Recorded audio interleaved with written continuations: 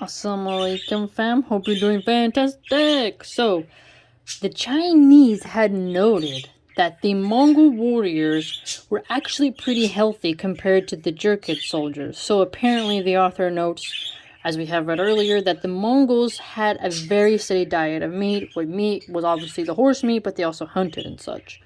So they lots of dairy products, yogurt, because remember they would make their horse milk yogurt and stuff like that.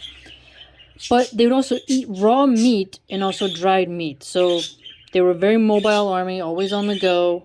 They had a steady supply of meat, also because remember, they didn't have a baggage train of commissary stuff, but they had a reserve of horses that were used for that. And what's interesting is further, they didn't have to really set up an army to cook. Put the army to set up camp to cook. They could, as the author wrote, camp without a single puff of smoke, which is actually pretty cool. So they would eat raw meat, remember? Raw, dried meat. Yeah, they could cook too. But they were on the go. They were ready, right? Now, the Jurkid apparently had more grain. And because of this, they were very sickly. More sickly, I guess you could say, right? Their teeth were more rotted out.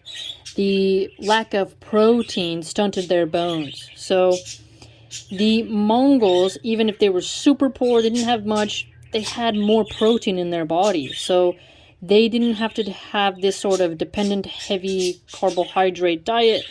The Mongols, on the other hand, had lots of protein and calcium, right? Milk and meat.